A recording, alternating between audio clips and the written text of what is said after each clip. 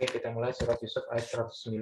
Wa ma arsalna min qablika illa rijalan nuhi ilaihim min ahlil qura afalam yasiru fil ardi fayanzuru kaifa kana aqibatul ladina min qablihim waladarul akhirati khairul lil ladina taqaw afala ta'qilun. Ya, ini sampai min qablihim sudah saya jelaskan minggu lalu. Kami tidak mengutus sebelum kamu melainkan orang laki-laki ya. Jadi saya sudah menjelaskan minggu lalu nabi hanya berada di golongan laki-laki manusia.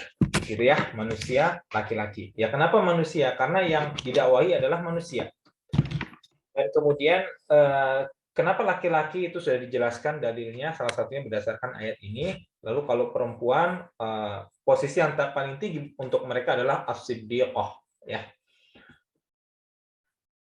Ya, dan ini nabi berasal dari penduduk kota, ya, atau penduduk dengan peradaban. Jadi bukan dari suku Badui yang jauh di pedalaman tidak ada orang, gitu ya. Jadi Rasul berasal dari kota. Ya, kenapa? Karena kalau kota tentunya banyak orang lalu lalang ya, sehingga lahan untuk dakwahnya lebih luas.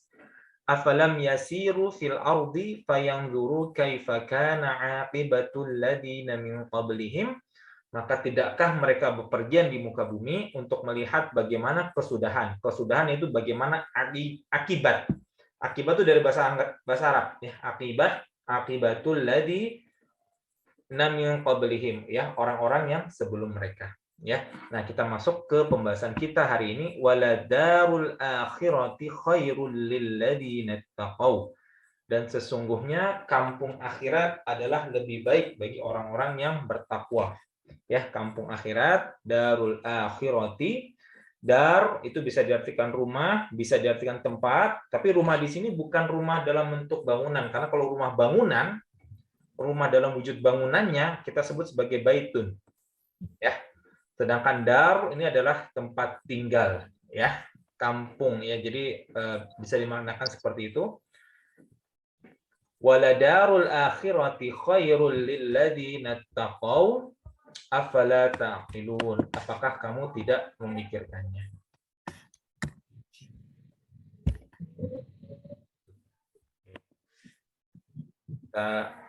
Tafsir ya, ayat 109. Di ayat lain, ya qaumi innama hadhil hayatud dunya mata'u wa innal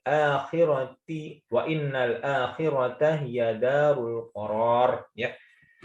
Sifatnya dari beberapa negeri akhirat ya, itu adalah yang pertama sebagai tempat yang kekal abadi ya. Ya qaumi, wahai kaumku, innama hadhil hayatud dunya mata'un, sesungguhnya kehidupan dunia ini hanyalah kesenangan.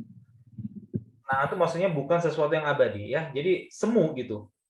Wa innal akhirata, dan sesungguhnya akhirat, ya darul qarar, itulah negeri yang kekal gitu ya. Kemudian negeri akhirat, kalau untuk konteks ini surga, maka juga dinamakan sebagai Darussalam. Wallahu yad'u ila daris salami. Ya, dan Allah mengajak, menyeru ya, dan Allah menyeru ila, terhadap daris salam. Jadi Allah menyuruh terhadap daris salam ya, atau Darussalam ya, tapi kalau di sini pakai dari, pakai kasroh karena dia ada ila depannya ya, di kasrohkan jadinya. Ila daris salami wa yahdi, dan Allah memberi petunjuk ya, wa yahdi mayyasha'u, siapa-siapa yang dia kehendaki, ila siratim mustaqim, kepada jalan yang lurus, diartikan juga sebagai Islam ya. Jadi orang-orang yang diberikan hidayah ke atas jalan yang lurus, ke atas jalan Islam, itulah orang-orang yang nantinya di akhirat diberikan Darussalam ya, tempat atau suasana yang damai ya, tempat yang damai. Alladzi ahallana darul muqamati min fadlih, yang menempatkan kami ya, ini adalah orang-orang di surga, orang-orang wa alladzi ahallana darul muqamati min fadlih, ya, yang menempatkan kami dalam tempat yang kekal, surga dalam karunia, dari karunia-Nya, la yamassuna fiha, ya, la yamassuna itu tidaklah kami merasa lelah fiha, di dalamnya, gitu ya. Tapi diartikan kalau dalam Indonesia, di dalam bahasa Indonesia, di dalamnya kami tidak merasa lelah, nasabun wala yamassuna fiha lughub, dan tidak pula kami merasakan di dalamnya lesu, gitu ya. Oke, jadi beberapa nama untuk akhirat. Yang pertama adalah dia adalah Darul Qaror, ya, negeri yang kekal. Kemudian ada juga Daris Salam, negeri yang damai, gitu ya. Kemudian Darul Muqamah, ya, tempat yang kekal juga. Oke. Nanti kita coba dalam apa bedanya Qaror dengan Muqamah, ya. Nanti itu karena kadang-kadang bahasa Arab tuh beda sedikit, ada beda sedikit maknanya. Ya, contoh lainnya, tapi saya masih belum dapat perbedaannya dalam beberapa kitab tafsir. Contohnya, misalkan kalau di surat Al-Baqarah, ibu-ibu di sini yang memegang Al-Quran di surat Al-Baqarah di awal-awal, kalau di surat Al-Baqarah ayat 2, "Dzalikal kitabu la raiba fihi hudal lil muttaqin." Dan itulah kitab yang tidak ada keraguan di dalamnya, hudal lil muttaqin, petunjuk bagi orang-orang yang bertakwa, ya. Raibun itu adalah keraguan yang disertai kebimbangan, gitu ya. Jadi ragu-ragu tuh yang disertai dengan kebimbangan. Ada yang namanya syak satu lagi. Jadi hanya ragu-ragu 50-50. Ya, ada syak. Ya, tapi kalau yang raib adalah keraguan yang disertai dengan ketakutan, kebimbangan, gitu. Jadi kadang-kadang berbeda bahasa Arab itu, berbeda kata itu tidak terlalu bisa dijadikan sinonim, gitu ya. Tidak muradif, ya, tidak sinonim wujudnya. Oke, kita lanjut. Afala ta'qilun, gitu ya. Afala ta'qilun. Kita tadi sudah belajar waladarul akhirati khairul lil ladzina taqau, bahwa negeri akhirat lebih baik bagi orang-orang yang bertakwa. Siapa orang yang bertakwa? Orang-orang yang di konteks ini berarti yang melakukan apa yang Allah perintahkan dan menjauhi apa-apa yang dilarangnya, gitu ya. Afala ta'qilun, maka kenapa kamu tidak berpikir? Maka tidakkah kamu memikirkannya?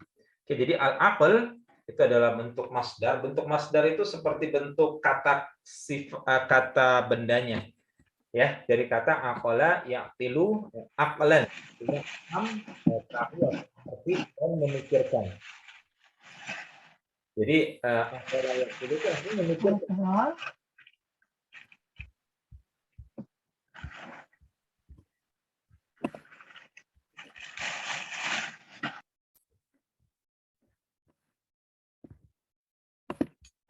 Dalam Mu'jam al-Wasit, kata akal disebutkan dengan istilah al-aql.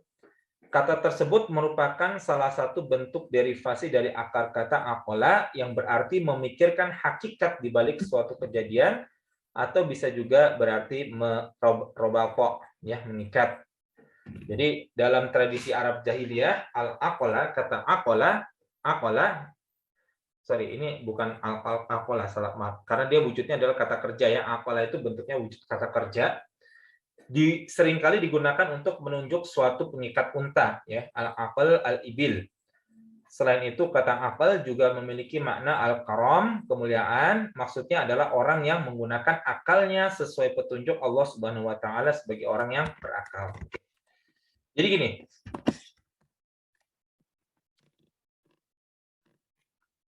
Kita lanjut dulu. Fujar bentuk jamak dari fajir. Fajir, yakni orang yang sering melakukan perbuatan dosa dan menunda-nunda taubat. Ya, dari sini diketahui bahwa sangat kerasnya larangan berdusta dan bersumpah palsu dalam berdagangnya. Jadi contohnya itu kalau orang yang bersumpah palsu dalam berdagang itu disebut sebagai fajir, ya. Sehingga Rasulullah mengatakan para pedagang sebagai fujar atau tukang maksiat. Ya, jadi intinya fajir, ya, itu berlawanan kata dengan aqil, ya. Fajir orang yang sering melakukan dosa. Al-aqil adalah orang yang menggunakan akalnya. Oke? Jadi dia saling berlawanan karena al-aqil bermakna bijaksana atau cerdas. Makna lain menurut Nu'man Ali Khan, fajir adalah orang yang terjebak kepada dosa dalam setiap kesempatan. Ya. Orang yang terkalahkan oleh syahwat sesaat. Aqil adalah orang yang mampu menahan diri dari syahwat dan emosinya.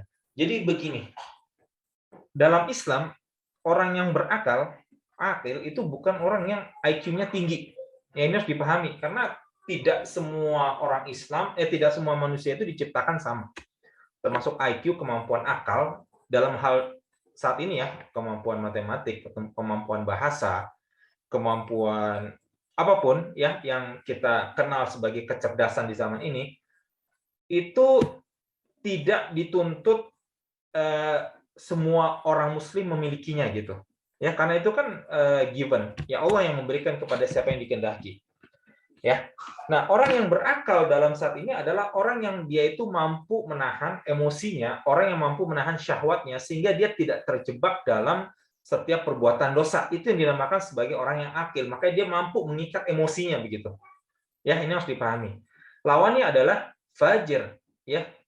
Itu adalah mirip katanya sebagai fajar subuh ya. Itu fajar subuh itu yang dia itu menyorot gitu ya, fajar subuh. Ya, spread out. Ya, jadi dia menyorot sinar matahari yang mulai dia itu mengembang di ufuk ya, kita namakan sebagai fajar.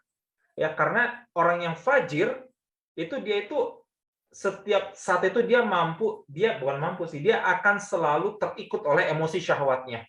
Sedikit-sedikit terpancing syahwatnya, sedikit-sedikit mengeluapkan syahwatnya begitu. Ini dinamakan sebagai orang yang fajir. Jadi dia melakukan perbuatan dosa, dia tidak memiliki kemampuan untuk mengontrol dirinya begitu. Ini berlawanan dengan akil. Akil ya, dari kata aqala tadi dia mengikat. Ya, jadi orang yang berakal di sini konteksnya adalah orang yang dia selalu bisa mengikat syahwatnya. Ya, ketika dia emosi terlalu marah, dia bisa mengikat supaya tidak menyembur keluar. Ketika dia sedih, dia juga bisa mengontrol emosinya sehingga tidak meraung-raung begitu.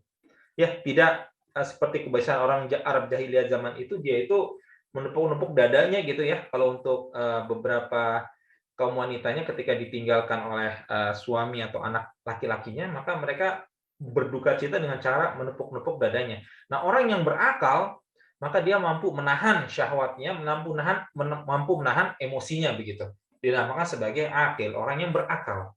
Ya, jadi bukan serta-merta orang yang berakal itu orang yang cerdas matematik, bisa berhitung, bisa melakukan kalkulus, bisa paham berbagai macam bahasa. Kalau dalam Islam tidak seperti itu, gitu ya. Walaupun itu penting juga ya untuk membantu kita ya untuk hidup ya, survive ya, kemampuan bertahan hidup, tetapi bukan itu yang dimaksudkan ya. Jadi karena semua orang itu diciptakan beda-beda. Tiap orang diciptakan beda-beda, tidak sama keadaannya satu sama lain, gitu ya. Nah, kita sudah paham di sini akal yang maksud dengan orang yang berakal di sini bagaimana. Jadi dia mampu menahan dirinya dari syahwat, dari emosinya, dia tidak serta-merta langsung terseret oleh emosinya sehingga terjebak pada perbuatan yang berdosa. Oke.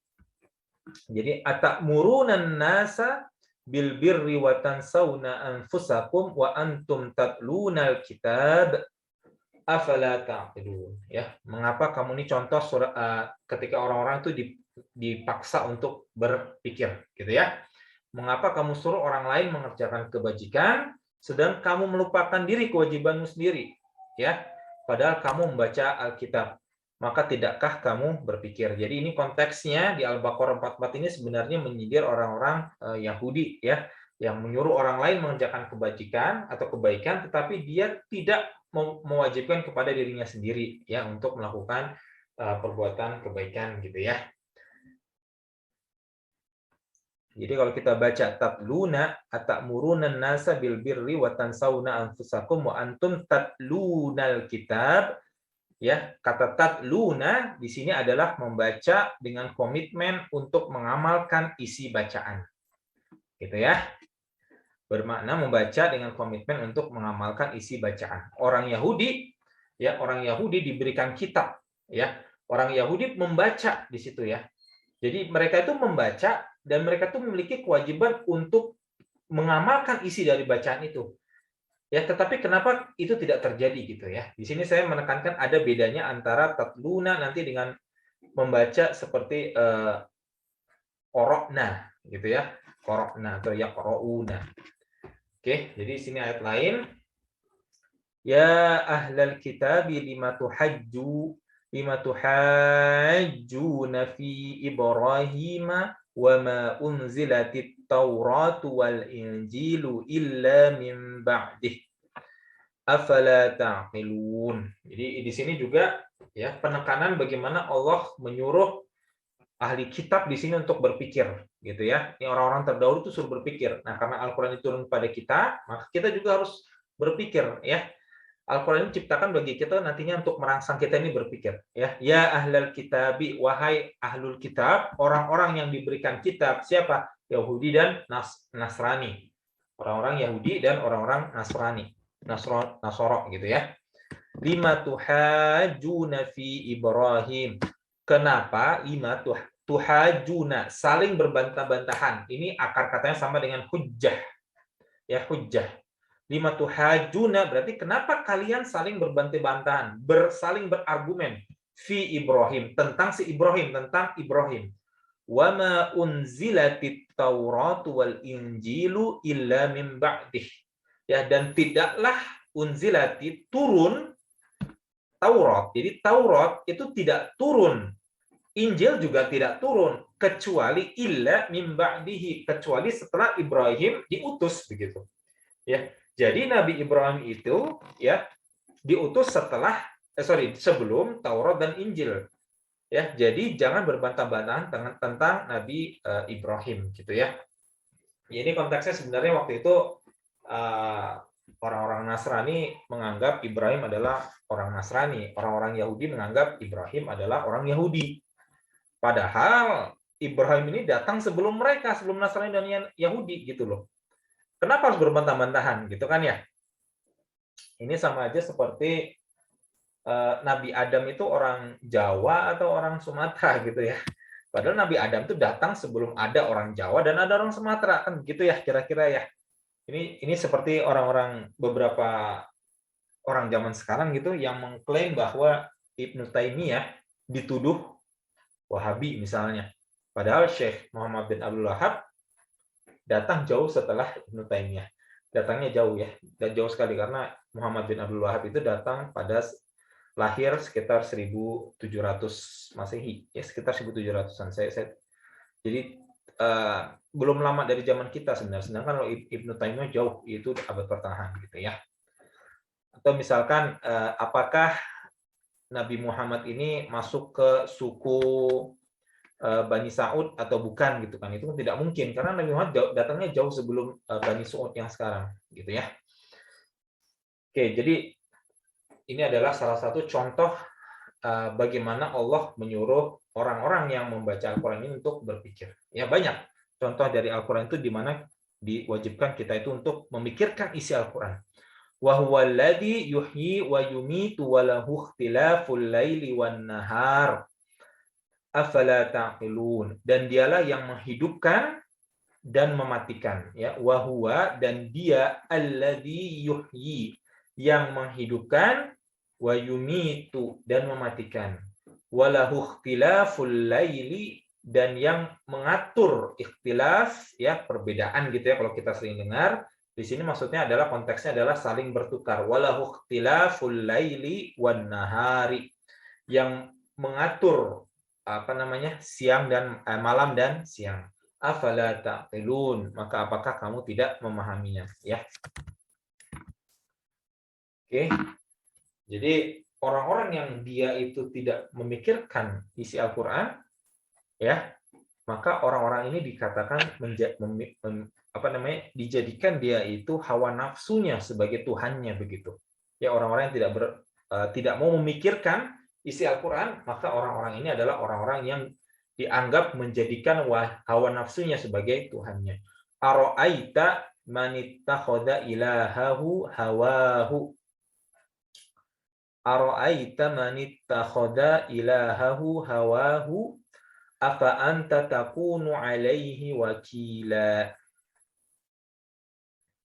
ya, dan terangkanlah kepadaku, aro'aita, ya, jelaskanlah kepadaku, ya, manittakhoda, orang-orang, tentang orang-orang, ya, man ittakhoda, yang mengambil ilahahu, Tuhan mereka, hawahu, hawa nafsunya. Ya, jadi itu tuh agak ini, kalau bahasa Arab kurang bisa diterjemahkan secara letter-like per kata, tapi intinya adalah jelaskan kepadaku, terangkanlah kepadaku, ya, tentang orang-orang yang menjadikan hawa nafsunya sebagai Tuhannya. Afa anta, dan apakah kemudian kalian, kamu, takuna alaihi wakila, dapat menjadi pemelihara atasnya, gitu ya. Jadi orang-orang yang dia itu tidak menjadikan tidak berusaha untuk memahami isi Al-Qur'an, ya, tidak akil, maka orang-orang ini adalah orang-orang yang menjadikan hawa nafsunya sebagai Tuhannya, gitu ya. Oke. Kita lanjut lagi di surat Yusuf ayat 110, gitu ya, biar tidak terlalu lama. Hatta idastai asar rusulu wa dhannu annahum qad kudzibu ja'ahum nasruna fanujjiya man nasha' wa la yuraddu ba'suna 'anil qaumil mujrimin. Ya, ini lanjut ya, 109 sudah. Jadi sudah membahas tentang tadi, ya, bahwa negeri akhirat itu lebih baik bagi orang-orang yang bertakwa, ya, dan kemudian apakah kamu tidak berpikir, ya. Nah, yang sebelumnya lagi, ya, bahwa nabi diutus dari laki-laki dari penduduk negeri, gitu ya, laki-laki dari penduduk negeri. Oke, kemudian maka tidaklah mereka, orang-orang kafir ini, bepergian di muka bumi untuk melihat bagaimana kesudahan orang-orang yang sebelum mereka yang mendustakan Rasul. Nah, bagaimana orang-orang yang mendustakan Rasul ini? Dijelaskan di ayat 110. Hatta idastai asar rusulu wa dhannu annahum qad kudzibu ja'ahum nasruna fanujjiya man nasha' wala yuraddu ba'suna 'anil qaumil mujrimin. Artinya hatta, kemudian, sehingga, tapi di konteks ini adalah hatta adalah setelah beberapa waktu lamanya, gitu ya. Idastai asa, ketika atau apabila, istai asa itu di sini diartikan putus asa, gitu ya. Tapi nanti ada penjelasan lainnya. Idastai asa ini saya jelaskan apa adanya dulu. Apabila para rasul, idastai asar rusulu, para rasul merasa putus asa, wadhannu annahum, dan menyangka bahwa mereka qad kudzibu, ya, mereka telah menyangka bahwa mereka telah didustakan. Ja'ahum nasruna fanujjiya man nasha', datanglah kepada para rasul itu pertolongan kami, gitu ya. Wala yuraddu ba'suna 'anil qaumil mujrimin, dan tidak dapat ditolak sisa kami daripada orang-orang yang berdosa. Nah, kita coba lihat kata idastai asa, ya. Istai asa ini bentuknya itu adalah, kalau misalkan ibu yang ada yang sudah belajar bahasa Arab di sini, ya, ini seperti kata misalkan isti'anah, orang-orang yang meminta pertolongan. Kemudian istifham, meminta pemahaman atau bertanya, konteksnya istifham. Kemudian istikharah, ya, istikharah, meminta pilihan, begitu, ya, meminta pilihan. Nah, jadi di sini ditambah dengan alif dan sin itu kalau dalam konteks bahasa Arab itu adalah konteksnya untuk meminta sesuatu. Ya, nah itu untuk satu hal. Tetapi untuk kasus ini tidak mungkin. Kenapa? Karena istai asa berarti seolah-olah meminta untuk putus asa. Ya, kita bandingkan coba dengan ayat 100 ayat ke-80. Falammastai asu minhu khalasu najiyya. Maka tatkala mereka berputus asa daripada putusan Yusuf, gitu ya, maka mereka menyendiri sambil berunding dengan berbisik-bisik. Jadi para saudara-saudara Yusuf, ya, mereka merasa putus asa, itu ditulis katanya oleh Allah menjadi istai asu. Ya. Jadi ada alif hamzah dan sin. Bandingkan ini dengan nantinya di ayat ke-87.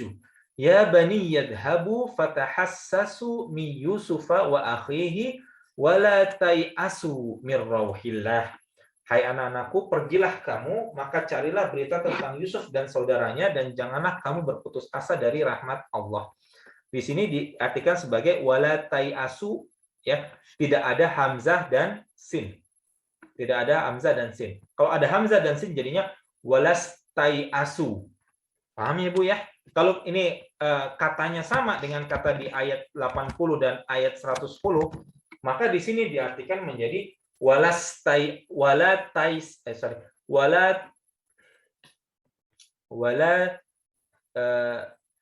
saya ngomongnya wala tai'asu, di sini diartikan jangan kamu putus asa. Kalau ada hamzah dan sin jadi wala subhanallah, tadi saya ngomong kalau ditambahkan hamzah alif dan sin menjadi walas tai'asu, ya, walas tai'asu, maaf, walas tai'asu, benar. Bedanya paham Ibu ya? Jadi ini tidak ada hamzah alif dan sin di depannya. Jadi kalau di sini diartikan jangan kalian berputus asa. Wala tai'asu, bukan walas tai'asu. Tidak ada hamzah dan sinnya. Karena ini menunjukkan ada perbedaan makna. Kalau di sini, kalau misalkan kita artikan saudara-saudara Yusuf, jika digunakan kata yang sama dengan ayat ke-87, maka digunakan kata falamma tai'asu, dan ketika mereka putus asa. Tapi di sini Allah menggunakan falammas tai'asu. Di sini juga sama. Jika tidak ada hamzah dan sin, maka akan digunakan kata hatta idza tai'asu. Hatta idza tai'asar rusulu. Ya, ini kalau menggunakan pola atau pattern yang sama dengan ayat ke-87. Oke, di sini saya mau menekankan saja bahwa ada perbedaan makna ketika tidak ada hamzah dan sin dengan ketika ada hamzah dan sin. Ketika ada alif dan sin dan ketika tidak ada alif dan sin. Ketika di konteks ini di sini tidak ada alif dan sin. Ya, jadi wala tai'asu. Bukan walas tai'asu. Tapi di sini gunakan wala tai'asu. Janganlah kamu putus asa. Nah, kalau di sini yang saya dengar dari Nu'man Ali Khan, falam mastai'asu, dan ketika mereka ada kata hampir putus asa, seharusnya yang benar. Ya, yang betul. Kenapa? Kalau mereka sudah benar-benar putus asa dengan keputusan Yusuf, maka mereka akan cuek. Ya sudahlah, kembali aja, kita tidak bisa berbuat apa-apa. Tapi di sini mereka justru berunding, cari jalan keluar kan sebenarnya. Berarti karena mereka berunding mencari jalan keluar, jadi walaupun mereka lebih besar perasaan untuk berputus asa, tetapi ada sedikit harapan ya bagi mereka Allah menyelesaikan masalah mereka di sini ya dengan mengikuti kata dari saudara tertua mereka kan ya di sini ketika saudara mereka berkatalah yang tertua di antara mereka qala kabiruhum alam ta'lamu anna abakum qad akhadha 'alaikum mawthiqan minallah. Tidakkah kamu ketahui bahwa sesungguhnya ayahmu telah mengambil janji dari kamu dengan nama Allah. Wa min qablu ma farrattum fi Yusuf, dan sebelum itu kamu telah menyanyiakan Yusuf. Falan abrahal arda hatta ya'dana li abi aw yahkumallahu li. Sebab itu aku tidak akan meninggalkan Mesir sampai sampai ayahku mengizinkan kepadaku untuk kembali dan Allah memberikan keputusan kepadaku. Wa huwa khairul hakimin, dan dialah hakim yang sebaik-baiknya. Nah, berarti saudara-saudara Yusuf ini sebenarnya belum sampai ke level putus asa yang sebenarnya. Ya, kalau orang yang putus asa sebenarnya yang zaman sekarang itu seolah-olah dia itu langsung terjun dari gunung bertingkat misalnya, atau dia bunuh diri gitu ya. Tapi di sini saudara-saudara Yusuf masih mencoba mencari jalan keluar. Nah, berarti sama dengan ayat 110. Ya, ini juga dikutip dari Ibnu Taimiyah ya. Hatta idastai asa. Jadi para rasul bukan berarti mereka itu sama sekali putus asa, tidak. Tetapi mereka itu lebih didominasi oleh rasa putus asa. Hampir benar-benar mereka itu putus asa. Sudah sangat hampir sekali. Stres melihat kaumnya tidak nurut, gitu ya. Jadi hatta idastai as-rusulu, jadi ketika para rasul ini benar-benar nyaris merasa putus asa. Nah, ini kalimat yang tepat kalau menurut Nu'man Ali-Khan yang dia kutip dari Ibnu Taimiyah. Wa dhannu, ya, dan mereka berprasangka, ya, dhannu ini juga digunakan oleh Nabi Yusuf ketika beliau, ya, di ayat, ya, ketika Nabi Yusuf bercakap-cakap dengan salah satu penghuni penjara yang akan keluar dari penjara. Gitu kan ya? Di ayat ke-46, wa qala lilladzi dhanna annahu najim minhum adhkurni 'inda rabbika fa ansahu asyaitanu dzikra rabbih falabitha fis sijni bid'a sinin. Ya, jadi dan ketika Yusuf berkata kepada salah seorang di antara yang selamat itu, jadi Yusuf itu sudah menyangka orang ini akan selamat, maka Yusuf yang ngomong kepada dia supaya nanti kalau ketemu tuannya coba diingatkan tentang saya, gitu ya. Jadi dhon ini adalah suatu persangkaan, tapi persangkaan yang kuat gitu, ya.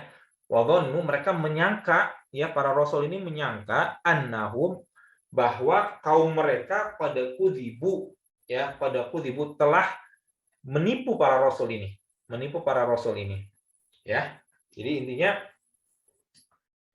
para rasul ini tidak memiliki harapan lagi. Jadi para rasul ini tidak memiliki harapan lagi. Pada kudzibu ja'ahum nasruna fanujjiya man nasya. Datanglah kepada para rasul itu pertolongan kami, lalu diselamatkan orang-orang yang kami kehendaki, gitu ya. Jadi pada kudzibu, jadi para rasul ini merasa kaumnya ini telah mendustakan mereka, ya, kaumnya telah mendustakan mereka. Oke. Atau para rasul ini juga telah merasa didustakan oleh kaumnya, begitu, ya. Intinya sudah tidak ada rasa percaya lagi lah, gitu ya. Oke. Maka ketika itu tiba, kemudian turunlah pertolongan dari Allah, gitu ya. Oke. Di sini ada penjelasan kalau di Nu'man Ali-Khan itu ada perbedaan sedikit dari qiraah, cuman saya tidak akan membahas di sini karena nanti ibu-ibu nanti akan semakin bingung, gitu ya. Ternyata di Al-Qur'an ada perbedaan cara baca, gitu aja. Ya, kalau orang yang sudah lama berkecimpung dengan ulumul Quran nanti akan paham bahwa di Al-Qur'an ini ada beberapa cara baca itu agak berbeda periwayatannya, begitu ya. Jadi itu harus dipahami, nanti jangan sampai ibu-ibu kaget loh, ada Al-Qur'an versi kedua, ketiga, enggak.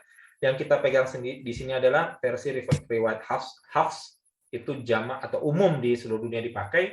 Tetapi jangan bingung nanti kalau ibu-ibu ada yang membaca tafsir, dia bisa bahasa Arab baca tafsir, ada beberapa sahabat itu yang cara membacanya itu dia agak sedikit berbeda, ya, tapi tidak merubah arti secara keseluruhan, gitu ya. Contohnya di sini, qad kudzibu, kalau Aisyah membacanya qad kudzibu. Bedanya apa? Ketika dibaca dengan tasydid pada huruf da, qad kudzibu, itu maknanya adalah para rasul telah dianggap pembohong oleh kaumnya. Nah, gitu yang kalau diartikan seperti itu, dianggap sebagai pendusta. Tapi kalau digunakan kata qad kudzibu berarti para rasul ini yang merasa dibohongi oleh kaumnya. Ya, para rasul ini yang dibohongi oleh kaumnya, begitu, ya. Jadi ada dua cara periwayatan.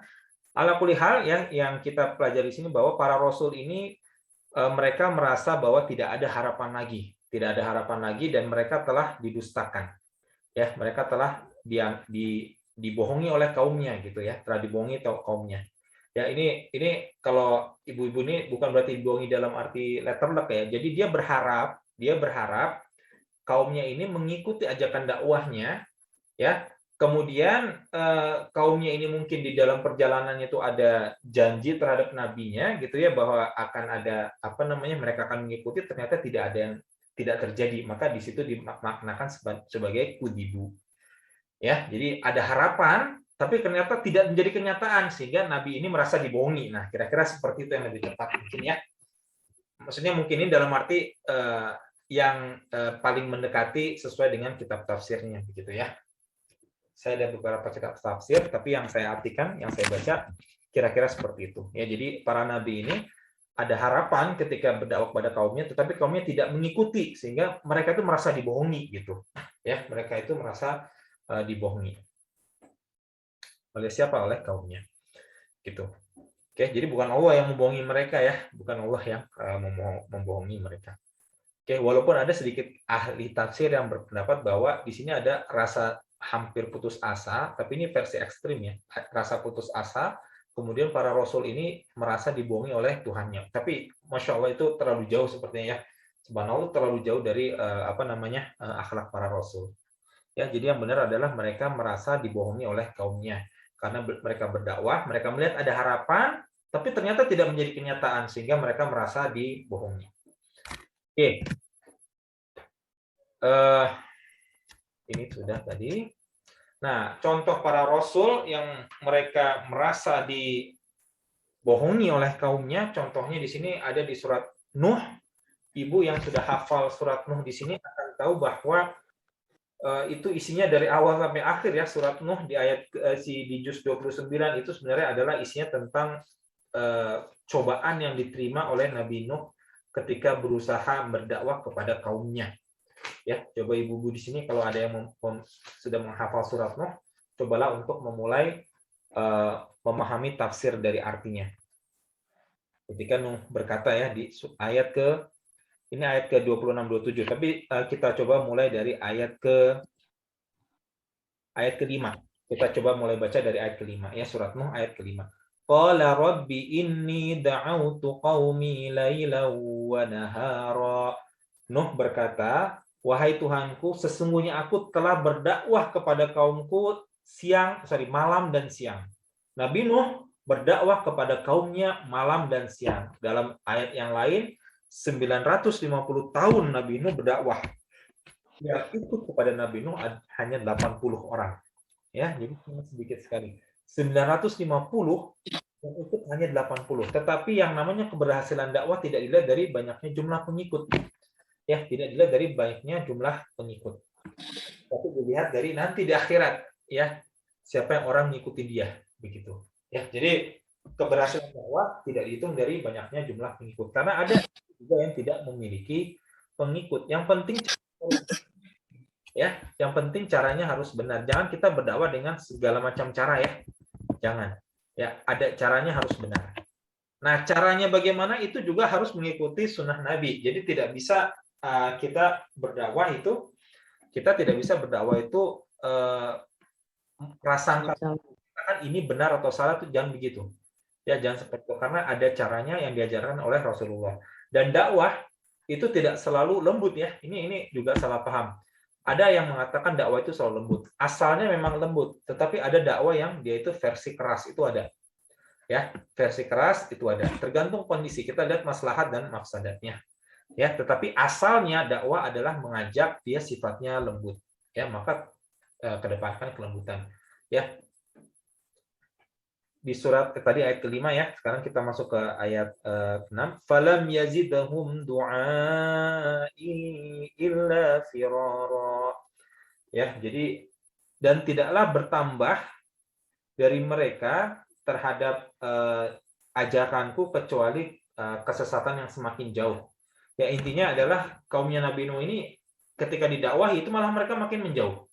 Ya, ketika kaum Nabi Nuh ini dakwahi, maka mereka justru semakin menjauh dari dakwahnya Nabi Nuh, begitu. Wa inni kullama da'awtuhum litaghfira lahum ja'alu asabi'ahum fi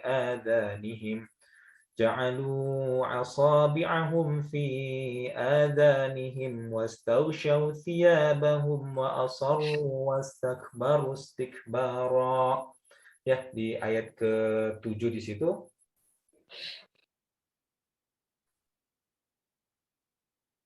Di ayat ke-7, jadi setiap kali Nabi Nuh menyuruh mereka untuk beriman, gitu ya. Wa inni kullama da'autuhum, jadi ketika aku ya mengajak mereka lahum ja'alu agar engkau dan sesungguhnya aku setiap kali menyeru mereka agar engkau mengampuni mereka masukkan, nah ini agak ininya, ja'alu mereka memasukkan asabi'ahum fi adanihim, jari mereka ke telinga mereka. Jadi ketika Nabi Nuh berdakwah, mereka itu tidak mau mendengarkan dakwah Nabi Nuh, sampai-sampai mereka itu menutup telinganya dengan tangan mereka, dengan jari mereka, gitu ya, dan menutupkan bajunya ke wajahnya, dan mereka tetap mengingkari dan menyombongkan diri, gitu ya. Dan mereka menutupkan, ya, dan mereka menutupkan wajahnya dengan baju mereka, ya. Wa asarru wastakbaru istikbara, dan mereka tetap mengingkari dan tetap menyombongkan diri, ya. Jadi Nabi Nuh itu ketika berdakwah ke kaumnya itu luar biasa. Tutup telinganya, sambil ditutup telinganya kemudian ditutup lagi mukanya dengan baju mereka. Jadi mereka benar-benar tidak ingin mendengarkan ajakan dari Nabi Nuh, tidak ingin mendengarkan seruan Nabi Nuh. Sehingga akhirnya di ayat ke-26, Nabi 26, Nabi Nuh ya hampir putus asa jadinya, ya. Istai asa. Wa qala Nuhur rabbi la tadhar 'alal ardi minal kafirina dayyara. Ya Tuhanku, ya. Maka Nuh berkata, wahai Tuhanku, jangan engkau biarkan seorang pun di antara orang-orang kafir itu tinggal di atas bumi. Innaka in tadarhum yudillu ibadaka wa la yalidu illa fajiran kafara. Sesungguhnya jika engkau biarkan mereka tinggal, niscaya mereka akan menyesatkan hamba-hambamu, dan mereka tidak akan melahirkan selain anak yang berbuat maksiat lagi sangat kafir. Jadi di sini Nabi Nuh meminta kepada Allah supaya semua orang-orang kafir itu yang di atas muka bumi itu dihapus. Turunkanlah banjir bandang yang meliputi bumi, begitu. Ya, itu adalah doa dari Nabi Nuh. Ya, jadi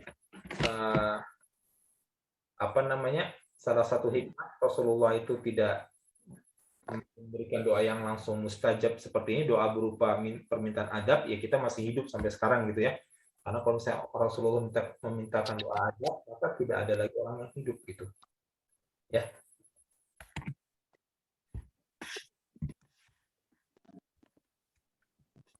Qala ya qaumi, nah ini contoh yang lain adalah Nabi Salih. Qala ya qaumi ara'aytum in kuntu ala bayyinatin min rabbi wa atani minhu rahmat faman asaitu fama tazidunani ghairu takhsir.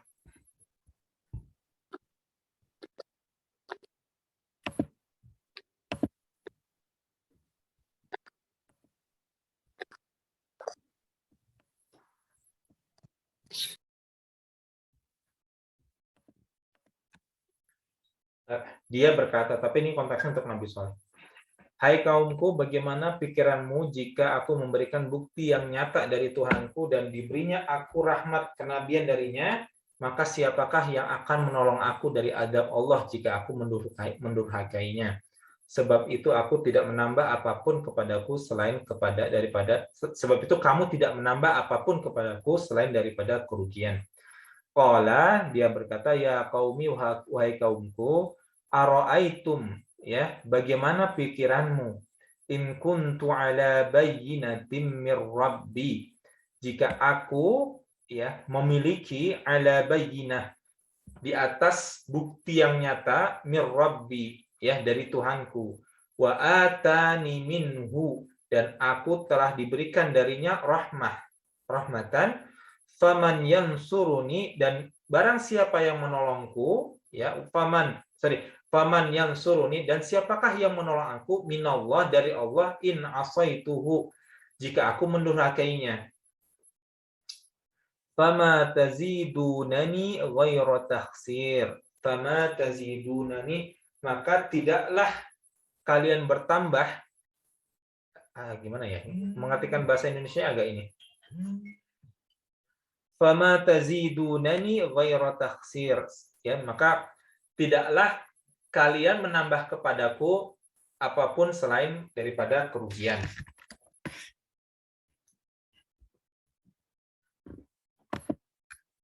Oke. Jadi gini sebenarnya, Nabi Soleh ini konteksnya adalah dia dimintakan mukjizat, yakni bukti yang nyata dari Tuhannya. Oke. Jadi ketika suatu kaum meminta mukjizat, maka mukjizat itu adalah harga mati. Jadi maksudnya gini, kalau sudah diberikan mukjizat lalu kemudian menentang, itu confirm nantinya akan diberikan azab. Itu harus dipahami. Jadi mukjizat itu ketika seorang rasul diminta suatu mukjizat dari kaumnya meminta mukjizat A gitu. Ketika A ini diperlihatkan, kalau misalkan kaumnya ini masih membantah, maka itu confirm akan turun azab kepada kaum tersebut. Itu ya, itu yang harus dipahami di sini. Sehingga kalau misalkan mereka masih durhaka dengan turunnya bukti yang nyata, maka confirm itu kaum akan diberikan azab. Nah, Nabi Saleh kemudian diberikan mukjizat berupa unta betina. Wa ya qaumi hadhihi naqatullahi lakum ayatan fadaruha ta'kul fi ardillahi wa la tamassuha bisu'in fayakhudhakum 'adzabun qarib. Artinya, hai kaumku, inilah unta betina dari Allah sebagai mukjizat yang menunjukkan kebenaran untukmu. Sebab itu biarkanlah dia makan di bumi Allah dan janganlah kamu mengganggunya dengan gangguan apapun yang akan menyebabkan kamu ditimpa azab yang dekat. Sebentar ya, maaf.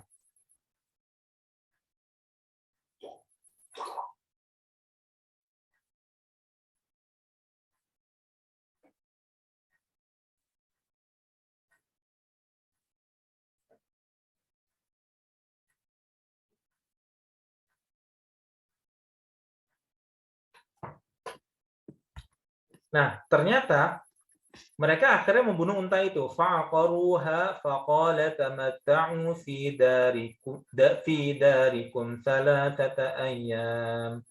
Dzalika wa'dun ghairu makdzub. Sudah diberikan mukjizat, maka kemudian justru unta itu dibunuh gitu. Mereka membunuh unta tersebut, maka Saleh berkata, tamatta'u, bersenang-senanglah kalian. Tamatta'u, bermain-mainlah kalian. Ya. Fi darikum, ya, di tempat kalian, ya.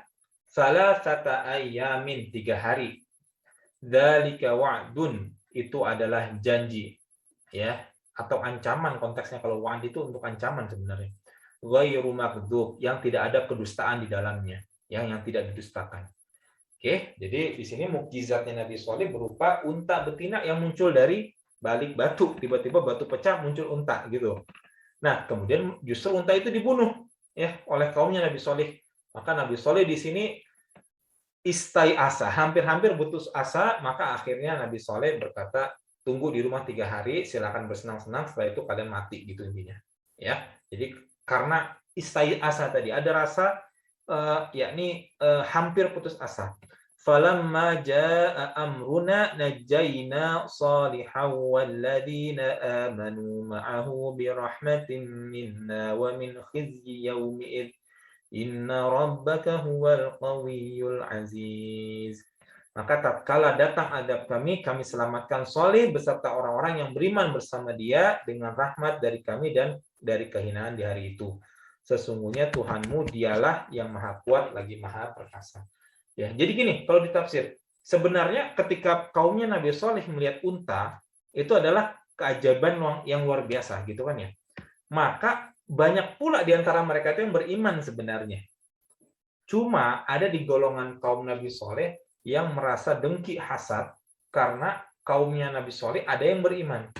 Sehingga ada beberapa orang yang kemudian berkomplot, ya, dan ini beberapa orang ini banyak gitu ya. Mereka kemudian membunuh unta itu. Akhirnya Nabi Saleh berkata, ya sudah, kalian akan mati dalam 3 hari ke depan gitu. Kepada siapa? Kepada orang-orang yang berkomplot untuk membunuh. Tetapi ada orang yang sudah beriman kepada Nabi Saleh, maka mereka diselamatkan oleh Allah gitu ya.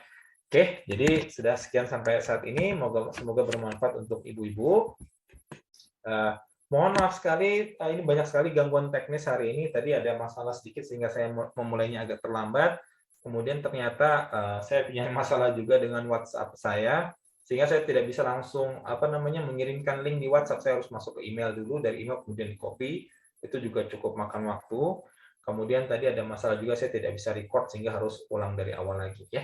Mohon maaf sekali saya agak terlambat malam ini ya, sehingga kita pun jadi terlambat juga selesainya ya Ibu-ibu. Semoga bisa dipahami gitu ya. Ini 110 yang bagian berikutnya kita akan selesaikan minggu depan beserta dengan surat 100 ayat 111 insya Allah, sehingga kita bisa nanti punya waktu untuk menyimpulkan isi dari atau manfaat yang bisa kita ambil dari surat Yusuf ya. Saya harap setelah Ramadan nanti ibu-ibu di sini sudah mulai termotivasi untuk menghafalkan surat Yusuf gitu ya.